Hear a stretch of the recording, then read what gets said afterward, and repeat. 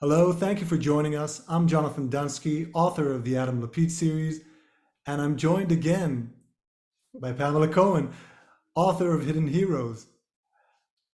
Those of you who watched our interview last week, I interviewed Pamela about her book, and we had so much fun that we decided that this week she's going to interview me about my writing. But of course, in the past week, maybe you don't know, but in the past week, things have been quite hectic here in Israel.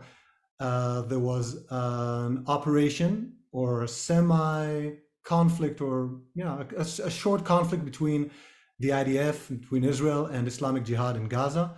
And that goes to show how quickly things can change in this neighborhood of ours.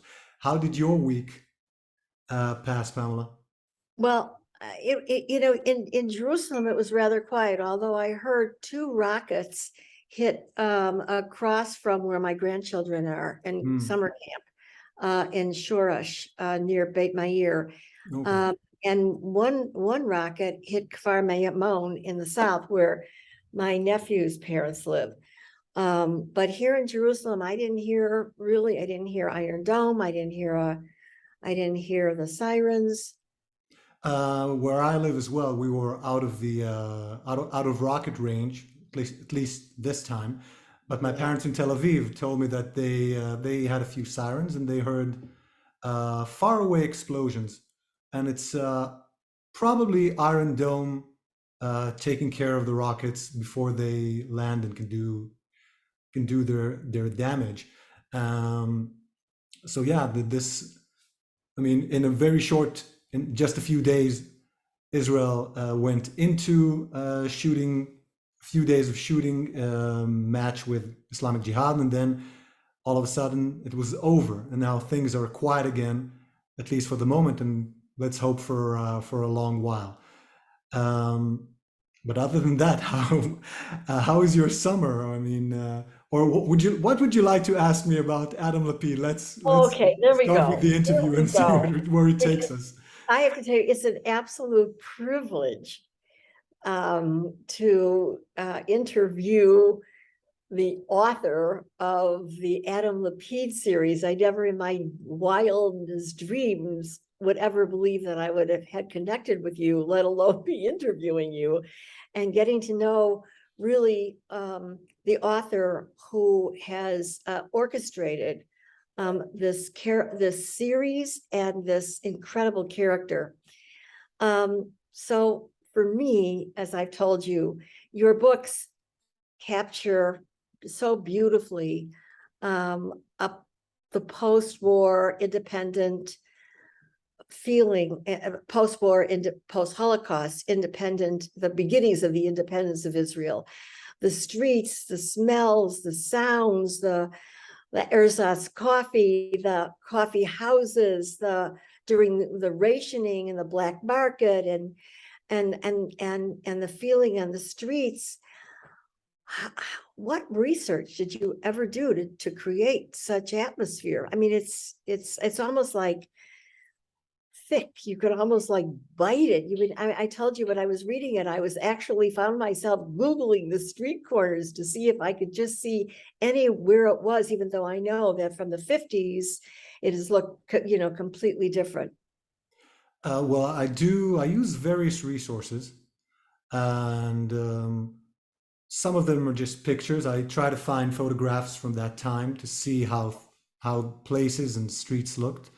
I talk to people whenever I get the chance, and there are a few sort of nostalgia websites in Hebrew, unfortunately, but uh, which where I could find various details about products from that time or how people lived, and people write comments.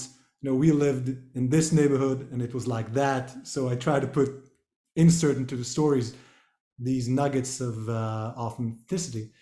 And I also read newspapers from that time. There's a database of Jewish newspapers from all over the world on the website of Tel Aviv University, and well, and I used the Israeli newspapers from that time to see exactly what people were talking about, what was on the news.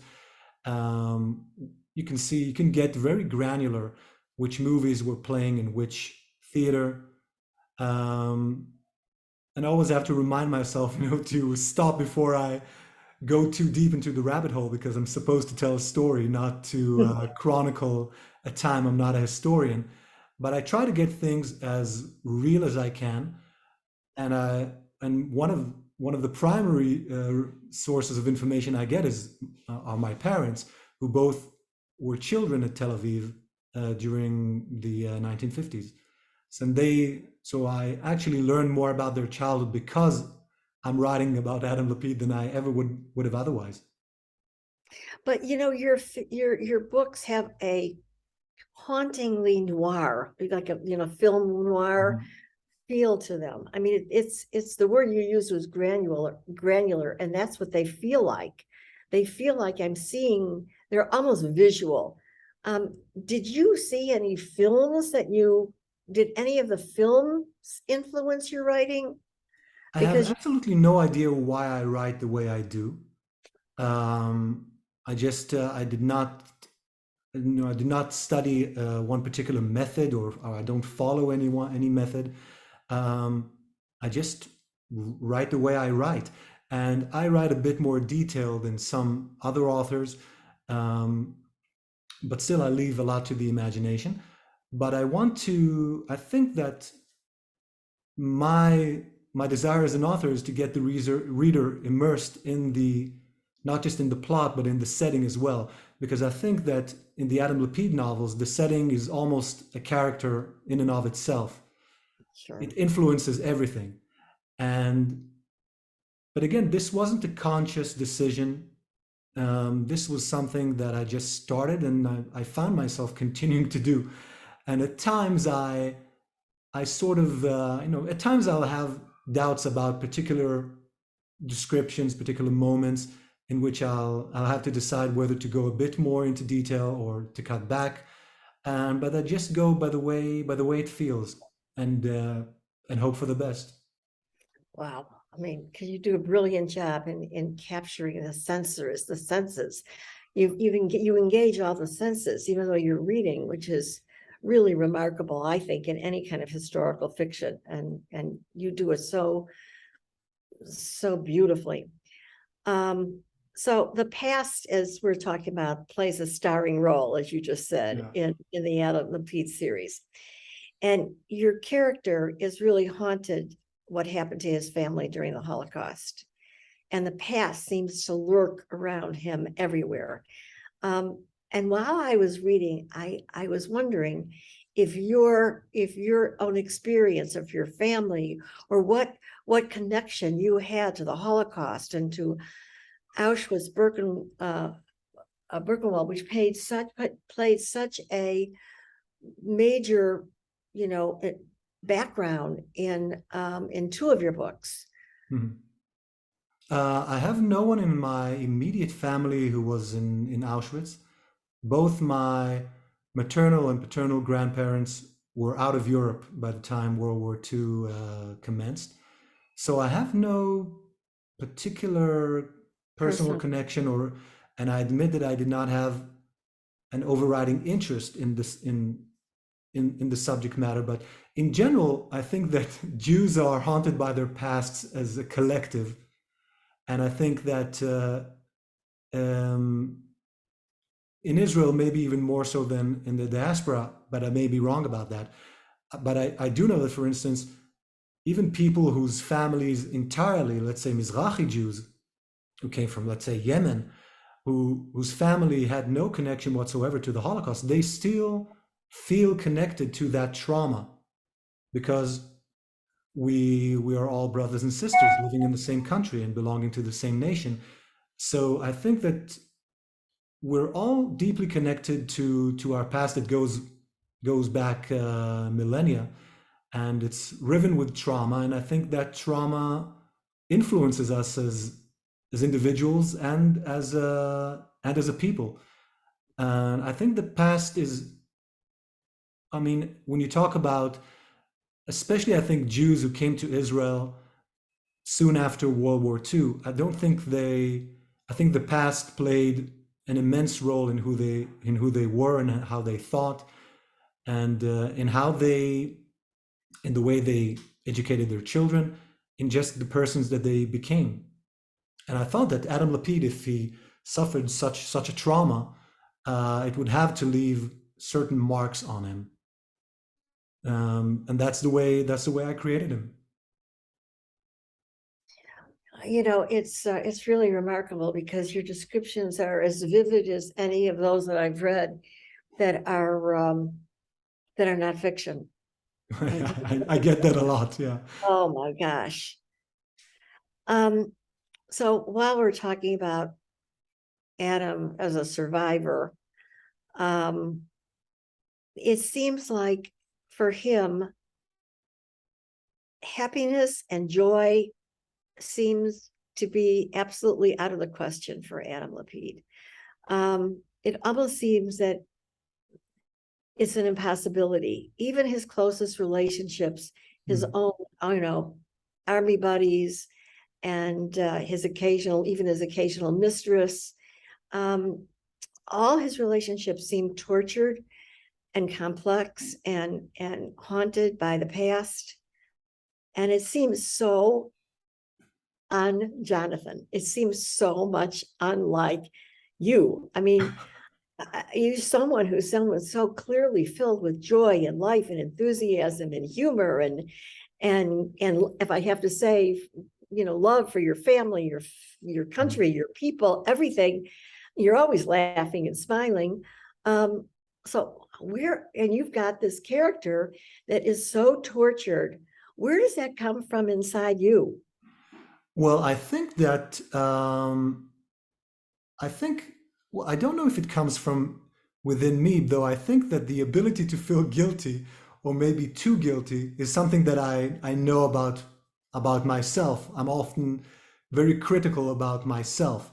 And I think that Adam, because Adam Lapid, because he has survivor's guilt, he's very afraid of experiencing joy, because what would that mean? It would mean two things. First of all, it would enhance his guilt, because now he's not just living, breathing, going through the motions of life. He's actually enjoying himself.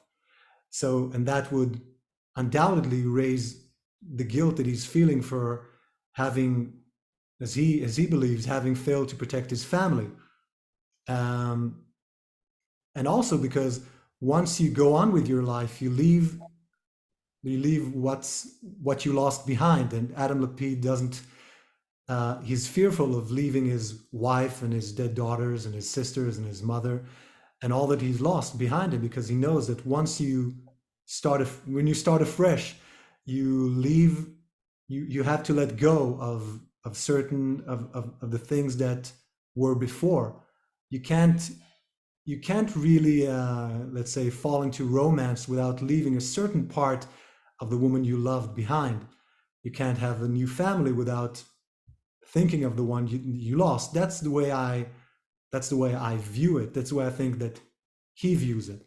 I've never experienced anything remotely similar to what Adam Lapid experienced, but I imagine that is part of what is holding him back, from becoming a full human being again. And that's I think is the, let's say, overriding arc of the entire series, that Adam Lapid has to become, has to rebuild his life. It's funny because as I'm reading him, maybe as a woman, I'm always hoping that he'll be able to overcome that and feel that you're not necessarily leaving the past behind you. You don't relinquish the memory. I'm always hoping that he'll heal and find somebody. I mean, it must be the shidduch maker in me or something. I so want him to find someone.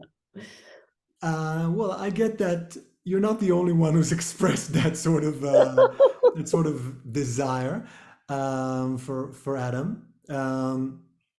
But and I believe it will happen. I mean, Oh, it's part of the that's exciting. story of That's a of a huge guy. motivation to read the next book, I tell I can't you. make any promises about anything, and But I still, can't promise any smooth sailing because we don't read stories for people who have, a smooth life and easy life. But Adam's story, very much like Israel's story in a way, is that you can't only live in the past. You have to also live in the present and live for the future, even if a big part of you doesn't want to. that's so. And I think, for instance, the Death in Jerusalem, for those who read it, I mean, touches exactly on that aspect of life. Yeah, I'm gonna talk about that. Okay. Yeah, I want to ask you about that. But before I get there, I just want to tell you that as a motivation, you know that I always say that Adam Lapid is as compelling as a character for me as Gabriel alone Mhm.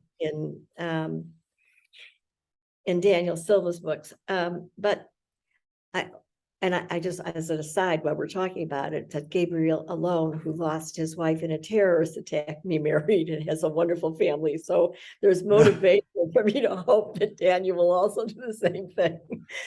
Well, I imagine I remember those early books, and he had a bit of difficulty to Yeah, because she was alive. She was alive in a mental hospital, or not a mental hospital, but a yes. convalescent home, something like that. Yeah, yeah. So there are similarities in those respects. I mean, but I'll tell you the funny thing about the both of the Adam and um and Gabriel alone is that I have this feeling, and I can't say I have ever experienced that. And I'm a big reader. I can't say that I've experienced the sense that if I was walking down the street, I would recognize who they are. I see. I have the sense that they're just real. They're so real for me. How do you, what I find remarkable is that you have a series of books. How do you, and he is always who he is. Mhm. He never seems to, he has an identity, and he doesn't lose it. He doesn't bleed out. He always, he's thoughtful. He's careful. He's cautious, but he's determined. He's very cerebral. I mean, I don't know. You never have the sense that the character is like not really authentic. How do you maintain that authenticity? I have to say I'm not sure, but um, I will tell you a story from the past that when I wrote 10 Years Gone, which is book one of the series. What people buy now, when I actually wrote it, I wrote it third. I started writing 10 Years Gone, and I wasn't able to get it off the ground. Uh, so I put it aside, and then I thought, okay, this character seems to have a certain appeal, so I'll write another book and then go back to 10 Years Gone. So I wrote The Auschwitz Violinist, and then I wrote The Dead Sister, and only then I wrote 10 Years Gone. And once I finished, I knew immediately that something was wrong. The character was not Adam Lapid's character was not as it should be. He was a I won't explain exactly why, but he it was obvious that I was not authentic to the did not continue the same characters in the previous two books, The Dead Sister and The Auschwitz Violinist. So I actually wrote 10 Years Gone from scratch just to just to get it right. And this is the only time I've ever done it. I didn't have that problem again, but I don't know exactly how I maintain the character exactly. The character how he is, but I seem to have developed a certain familiarity with the way he thinks, the things that he will do or not do, and also the stupid things he does. And he makes mistakes in almost every book, I think in every book. Um, but he seems to have a certain code that um, that I've that I understand, and I just stick to it. I mean, he won't do certain things, I think, and he'll do things that may shock you, but that is still within his character. But otherwise, I think I just gotten to know him, and that's it. Do you have any models for him? None whatsoever. I don't have a character sheet or something like that. Some authors use character sheets um, to write details and facts about their character. I've never done it. I only know about him what I put in the books. So if you've read all the books, whatever you know is the same as what I know, apart from whatever I have cooking at the moment, what I'm working on at the moment. But other than that, I don't know anything about him. I don't know his birthday or the name of his parents, the name of his daughters. I don't know that, and because I've never written about it in any of the books. I do know the names of his sisters because I happen to write about them. But other than that, I'm still getting to know Adam Lapid as I go along, and I think that's part of the magic of the series. It's really interesting. So we know everything that you know. Yeah, for the moment, that's true. I'm discovering whatever I need, I'll just discover at that moment. So, Yeah, yeah, that's exactly like that. really remarkable. He's a remarkable, very, very attractive character. So while he's unraveling his mysteries and the murders in the book, he hangs out at Greta's cafe, Yeah. which of course I would love to go to. And he drinks hot coffee or ersatz coffee. I'm not sure sometimes which it is, but he usually seems to get the real thing. And he gets her encouragement and a kind of real sympathetic environment for him. And he plays chess. He Mm. plays both sides of the chessboard. Yeah. And that seems to be his retreat. That's where he goes. His apartment seems so sterile and cold and unwelcoming. It doesn't feel, there's nothing in it that's nurturing. But where he seems to get the only nurturing in this entire, world seems to be at Greta's. Mhm. So I have two questions. I want to know about Greta because I Okay. find what you know about Greta that I don't know. And I want you to talk about his attraction to chess. Okay. So What the I'll start with the chess. The chess thing was do you play? not at all. Oh, Not at all. I am a big fan of board games. I have a sort of moderate collection of modern board games, and my eldest son and myself play a lot. But chess is not one of them. We play more modern board games, even though he does like chess. But I'm not very good at it, and never was. Um, but the thing with the chess is just something I wrote without thinking about it. It just came out of, I was typing and it just came out. And it surprised me as much as anyone. And for it took 6 books to figure out, for me to come up with a reason why he's playing chess alone. Adam Lapid plays chess. He plays lightning games, so he moves the pieces very quickly. But he plays both sides. He plays alone, and it's a way to take his mind off whatever is troubling him. But only in the Auschwitz Detective do we get the reason why, or maybe a deeper reason why he does so. Um, but it took me until then to just come up with that reason. Other than that, it just seemed like a fitting and interesting activity for someone who's a loner through and through. well, well. And yet, and you actually, you moved some of the pieces. So I thought, oh my God, he's also a chess player. So I didn't know. And tell me about Greta. Well, Greta, first of all, he needed a place to be, and he's not the sort of guy who would have an office. He doesn't have, he doesn't have a formal practice or anything like that. He's not formally anything. So he just needed a place to be, to meet clients, to spend his time in, because spending time in his apartment, it's not that it's not that comfortable. His apartment is sort of like a bit like a prison cell, even in a way. And again, that plays into his entire, his survivor's guilt. He doesn't want to build something that actually feels like a home. But Greta's Cafe feels like a home, even reluctantly. And Greta herself is based partially physically on a cafe owner who used to live in Tel Aviv, who used to run a cafe called Cafe Tamar.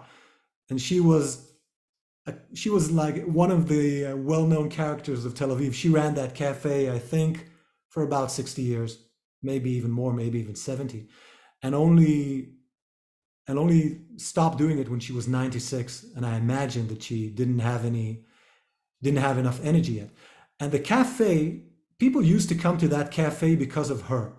There was something about her. I've never met her, and I've never been in that cafe, but there was something about her that drew people in, and people would spend, years in that cafe. When she finally passed away, there were people who said, we spent 150,000 shekels on coffee over the years in that cafe, and they came because of her.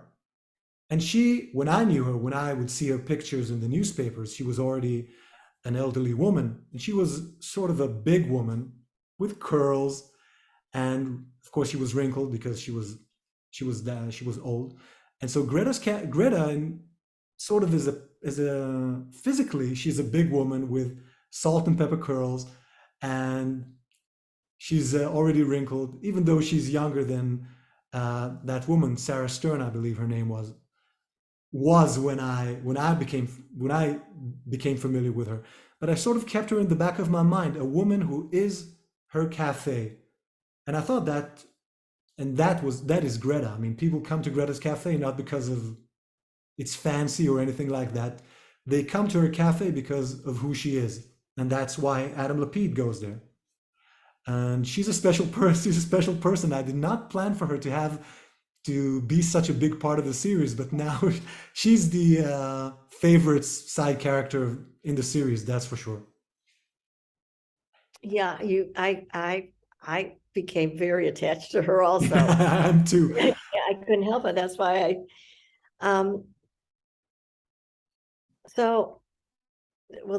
have two more really big questions I wanted. While we're talking about chess, can you talk about a little bit about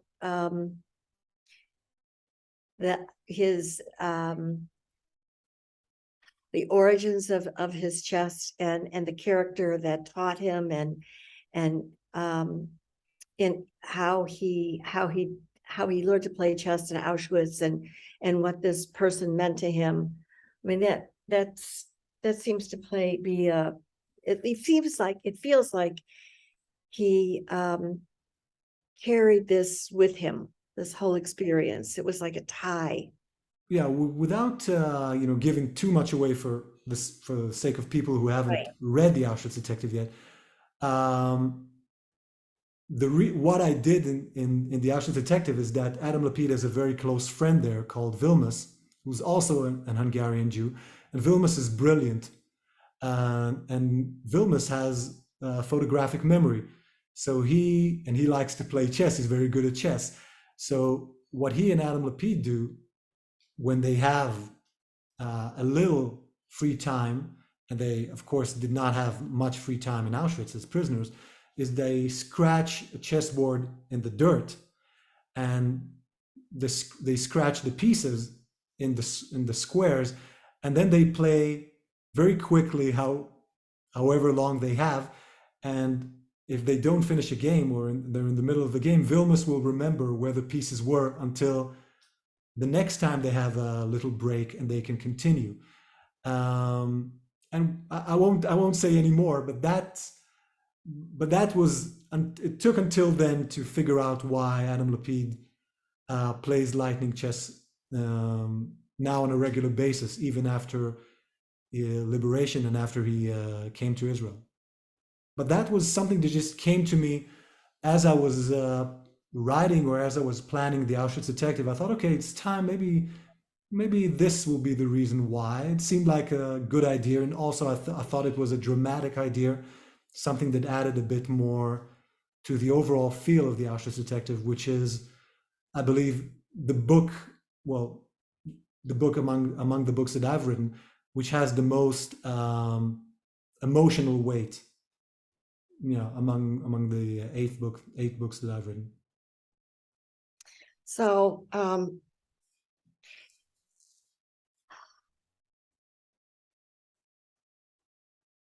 all the characters that you've written about, I could feel Vilmos's weight in the book, who he was as a person.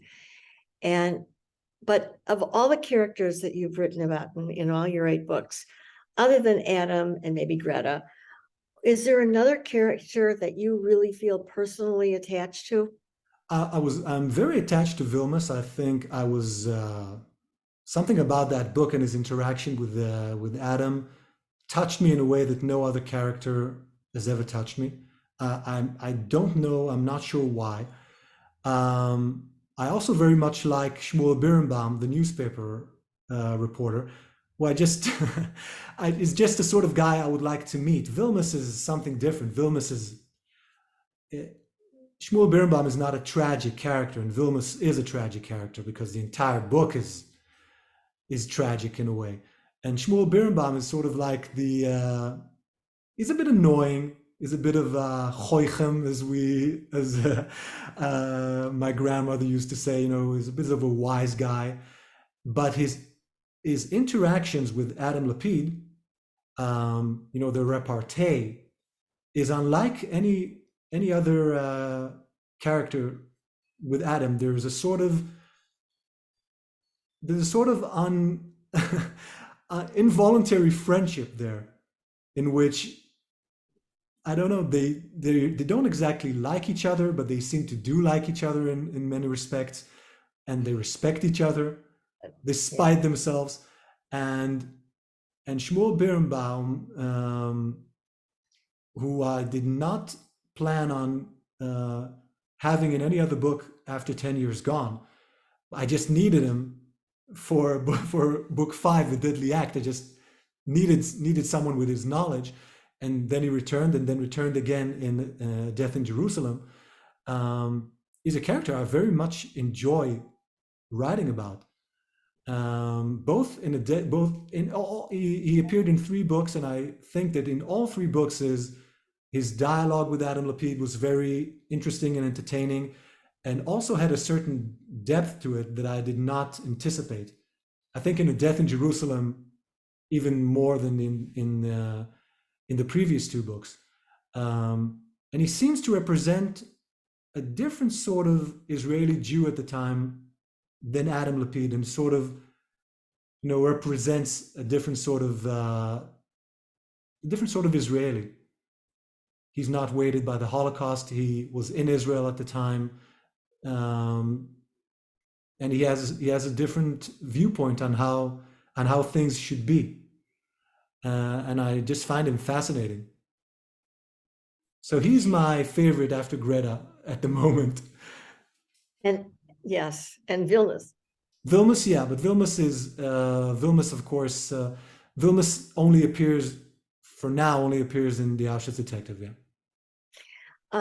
It's interesting because as you're talking, I get the sense of the fact that you're not really pulling the strings, that as you're typing and as you're writing, I have the sense that they're pulling you. I hope so. I wish I could let them. I sort of always have a foot on the brakes. I haven't figured out how to trust the process because I don't plan the books in advance. So whatever happens, happens. That's Well, beyond. sometimes I have a sort of idea in the beginning of who's, well, it happened a couple of times. I sort of knew or suspected I knew who was going to be the culprit, but in most of the books, I had absolutely no idea who did what or why. And of course, even when I sort of figured out, okay, this is the murderer, I did not know how Adam Lapid would figure out or come to that exact conclusion because he needs proof. I just get a feeling. So I'm always it's a nerve-wracking way to write, and I haven't figured out a way to just turn off my fear or my critical mind and just let the storytelling part of my consciousness just take me on a thrill ride. And when I do, it's sometimes it works, and then it's very exciting and thrilling, and the writing goes very quickly. But I'm usually with one foot on the brakes, and it's the reason why there are not, let's say, a dozen Adam Lapid novels instead of 7 so far. Yeah, it's something I need to work on. Well, it's very exciting anyway. I've never experienced a writer who, at least will tell you that it's what's happening, and that where that there are parts of which that the characters are leading, even though your foot's on the brake a little bit, they're leading you. No, it happened a lot. It happens quite often, and I think that's part of the magic. And I also believe that part of the reason why the reader is surprised at the end or surprised along the way is because I'm just as surprised as the reader is. Because I only figure out what's going to happen either when it happens or shortly beforehand. So I just don't leave clues or any obvious signs because I just don't know what's going to happen. Um, but it's an exciting. I think the books turn out great because of it. But it's a nerve-wracking and slow way to write, and I wish I could do it differently. And I need to work on doing it differently.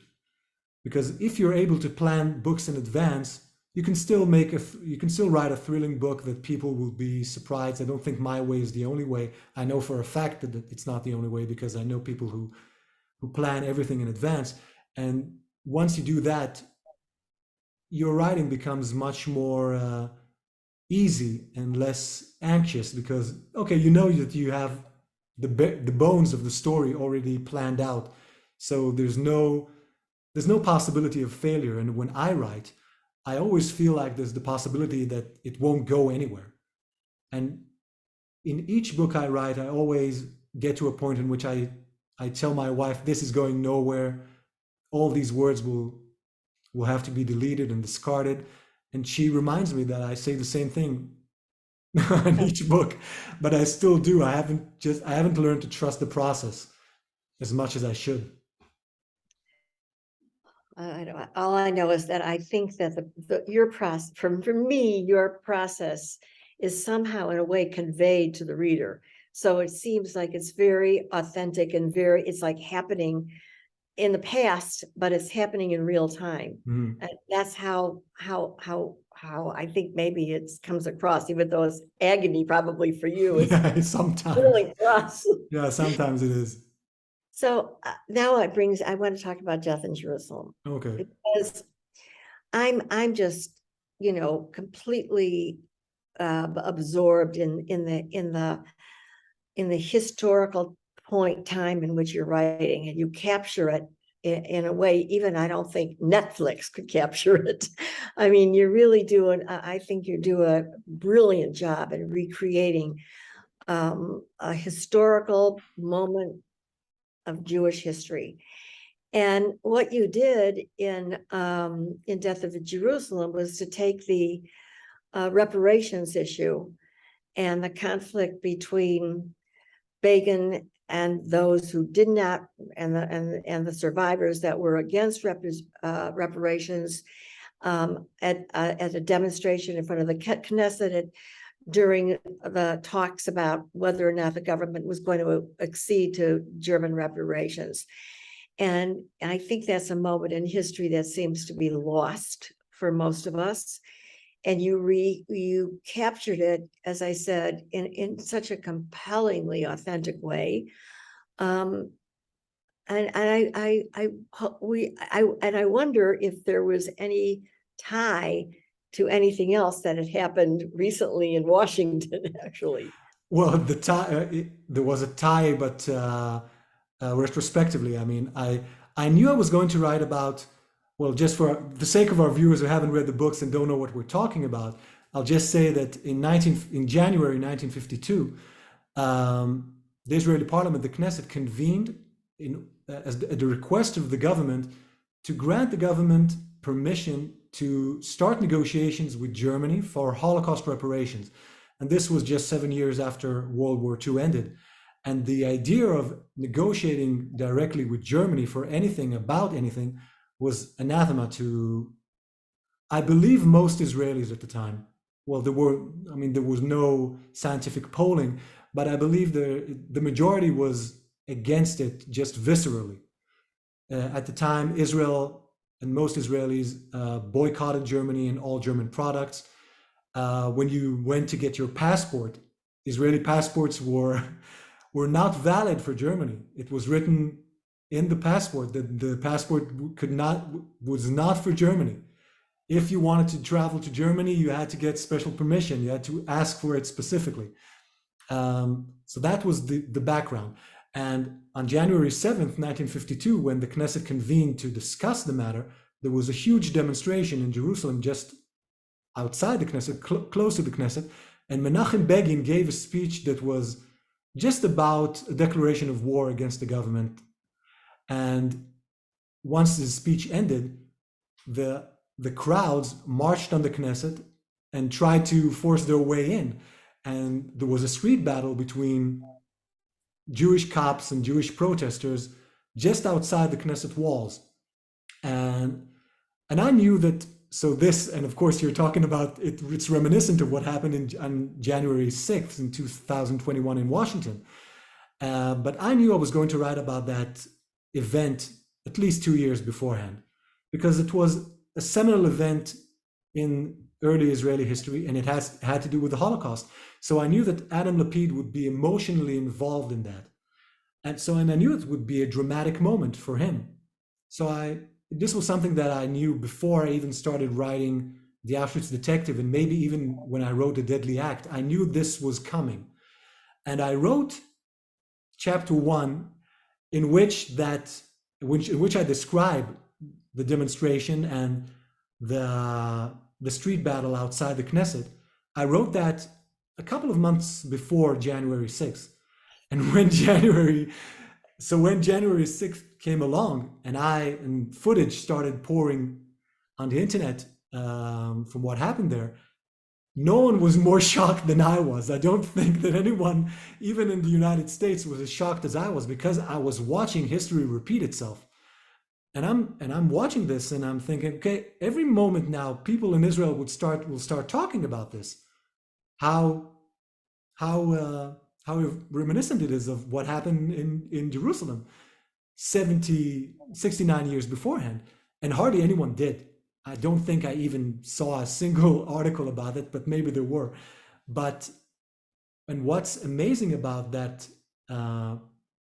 event, what happened in Jerusalem, is that in the aftermath, the way that newspapers wrote about Begin and his followers was that they attacked democracy, that this was something that no parliament could tolerate. And Ben Gurion gave a speech or gave an address on the radio a day or two after, in which he said that the government was prepared to face any terroristic activity from Begin and his followers. And so there was a feeling that, Israeli democracy was or had been on the point of shattering. And now, in today's Israel, hardly anyone ever talks about it or even knows about it, I think. I don't think anyone teaches about it, or at least I don't remember being taught about it at school. And I know that most of my readers, almost all of them, were quite shocked to know that this actually happened. And I think that at least one person wrote that I sort of invented it just to capitalize on what happened on January 6th. And I'm thinking, no, this was Israel's January 6th moment. And I don't know why it's sort of been forgotten. And I know that, and I spoke to some of my readers, some of my American readers, and we talked about this. And I said, I'm making no predictions about how January 6th is going to be viewed in 70 years. But I have no idea why certain stories just are, or certain events remain in the spotlight or in our consciousness, and some events that seem very serious or just as serious just fade away.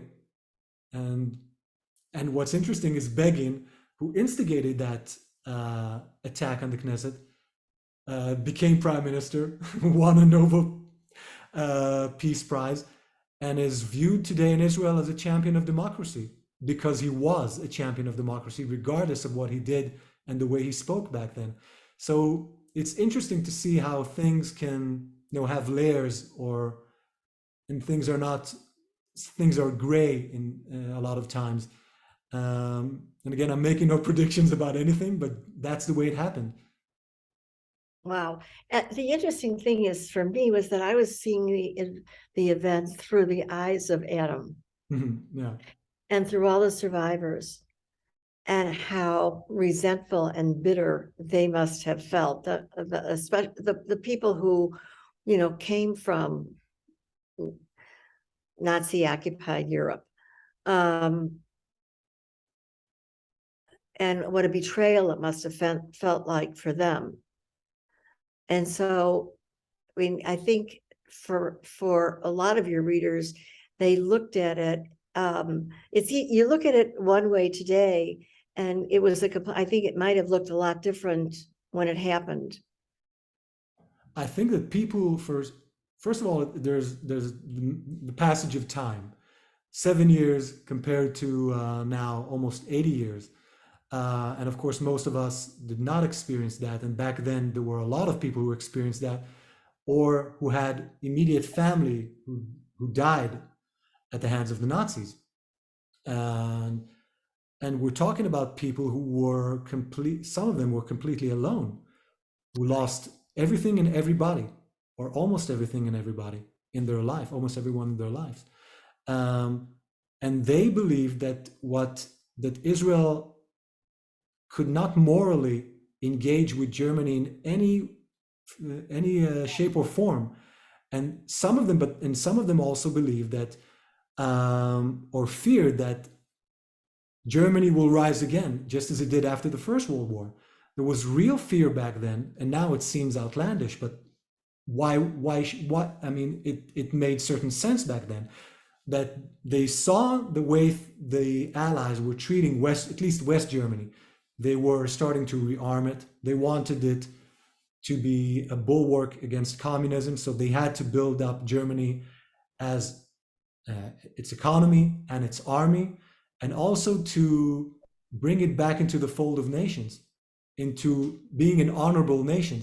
And some of the Jews in Israel thought that Germany wanted to pay reparations, because they believed that unless they did it, they wouldn't be able to become, a respected member of the international community again. So there were all these elements came into play.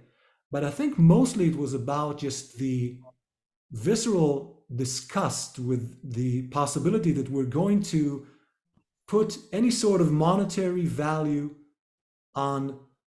It wasn't about the Jews who died. It was more about the property that they lost. But in essence, it was also about the Jews who were killed. How are we going to put any sort of monetary value on that and say, okay, this is what you'll give us, and afterwards, it seems like it would be done, and I think that Begin's side turned out to be wrong. In retrospect, they turned out to be wrong, because the memory of the Holocaust is very much alive, also in Germany, and um, and and it was something, but it was something that was, I think that they had the morality on their side, but on the side of the government, they also had to take into consideration just practical considerations, because they had a country now to safeguard and to ensure that it will actually survive, because Israel was on the brink of bankruptcy. So they had to make a terrible decision, a sort of deal with the devil. And I don't think Ben Gurion relished making a deal with Germany. No one, I think, did. But he just had to not just think of the past, but also think of the present and think of the future.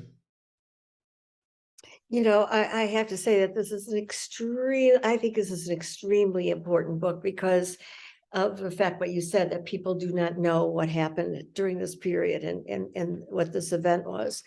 And I think it sheds a tremendous amount of light on what Israel was going through and how it developed as a country and how it developed internationally, and the wrenching moral decisions, the political decisions they were forced to make. I just think it's an extremely important book, and as all as your writing is extremely compelling. So, you know, you're immersed, you're always immersed in the history, you're in the time. It's not like you're reading about it. You're in 1957 or 1955 or whenever whatever book you're in. You're there, you're on the streets, you're drinking, you're at the cafe at Greta's, and you're following the news, and you're there. And I don't know any other books, and I read a lot of historical fiction and a lot of history. I don't know another writer who can actually just, catapult you into that time. So all I can say is it's all your books are great. This one is really, especially, you've just got, everyone's just has to pick it up and read it. Well, thank you very much. I think that this book, well, because of what happened on January 6th, I mean, the similarities are just amazing, and just to have to read it as well. I wrote it as a story. I do not write history. I don't write history books. The story is the important thing, but just it just makes you think and see things in a different light, and I think that is what good books should do.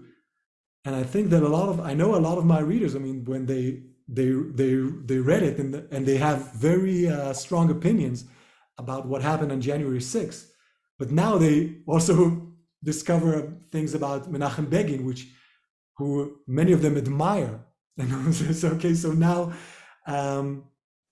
well, at least some of the things that we think are challenged when we learn about that event in history. And there are also differences. This wasn't, the motivations were different, the people involved were different, the sort of people who they are. For instance, Menachem Begin is very different from Donald Trump in basically every shape and form. But it's still very interesting to see that something like very similar happened in Israel, and the reactions to it and the aftermath, and also the way it's viewed, almost viewed 70 years after. That's really, it was remarkably well done. And you say you don't write history because you're not a historian, but isn't there a difference writing about history? I mean, you're recreating a historic moment based on actual research. I mean, I read your footnotes, and I read you didn't take any liberties as a novelist. You recreated an absolute moment, and you put it in a fictional scenario with Adam Lapid as the main character. But I think that your books and books like yours make history alive in a way that a lot of texts can't. I do. I know what you mean. I mean, you can sometimes read a book or historical fiction, and if it's fascinating, you'll want to learn more about that time and place, and then you'll pick up a history book go watch a show about it, historical show about it. So I think historical fiction, as long as it's good and well reliable as much as anything can be reliable, I make a great effort to keep everything accurate and real. Um, can be used as an educational tool to get young Absolutely. people That, interested in history, because sometimes the way history is taught is often very dry, and and we need story, and we like stories as human beings. We'd like narrative. stories, even when we read about, I mean, Napoleon. We need Napoleon in order to make this interesting because he's an interesting character, Right. even though he's a maniac. So we need to learn about. So historical fiction can certainly be an educational tool in schools, and I wish teachers used it more. Yeah, it's the power of narrative. That's true. That's exactly it. The power of people's stories. And Lapid's story is set against a historical background, and his narrative is it's reflective of of the generation that he came from, and in his time and place, coming from Romania during the Holocaust. So Hungary. I Okay. value what you have done in a very um really sincerely. But I have one last question that I Okay. can't resist. I think it's every the Friday edition, I think it is, of the Wall Street Journal, they have a writer, and they asked what their favorite books are. Mhm. So what books have you read that influenced you and that really made a difference in your outlook, either in your writing or in your worldview? I don't know that something has changed my world. Any book has changed my worldview. Um, my favorite author is Lawrence Block, uh, who has written, I think, around well more than 100 books. That's for sure. And I haven't read nearly all of them. But he has a series about a private detective called Matthew Scudder, who operates in New York, starts in the 1970s, and then proceeds with time until the 21st century. So I think he's the best. Um, Looking back, I very much enjoyed James Clavell, who used to write historical fiction. He wrote Shogun or Shogun. I'm not sure how it's pronounced, but that was a fantastic book. Even though it's been many years since I read it, it's a monumental book. So it's the sort of book that you don't reread unless you have a lot of time. And this year I've read a fantastic book called Five Decembers by James Castrell, which is also historical crime fiction. And that book blew my socks off. So and I recommended it to my readers, I think more than once. Um, but I think that, and I think I read a lot of crime fiction, and some of it has filtered through. But even the novelists that I admire and read a lot of, and you would think that some of what they write would flow through me. When I read their books, it's very different. I don't think you can fake voice. At least I don't know how to fake it. And I will often read something that another writer has written, and I'll think to myself, "Oh, this is pretty great. The way he's written this paragraph is pretty great." But at the same time, I'll know that if I would have written it, I would have removed it immediately. I would have edited it, changed it around, because I wouldn't have felt comfortable with me writing it. And so it's something that I've begun to notice more and more, and I'm not sure why. I think that you can admire certain things about someone else, but you will feel that they're not you. And so I don't write anything like Lawrence Block does, or like James Castrell, or any of the or Daniel Silva, whom I read I think I've read at least 10 of his novels. Uh, I don't think I write like anyone else I'm familiar with. I just go with whatever happens. And that's what makes your voice so completely authentic. That's what your readers feel when they're reading your book. By the way, did you read what about Agatha Christie? Do you read, have you read her? I've read a few of her books, not many. I've read And Then There Were None, and Murder on the Orient Express, and The Death on the Nile. I think I read, and I read a few of her short stories. I don't think, well, we're not anything alike. She wrote more cozy mysteries and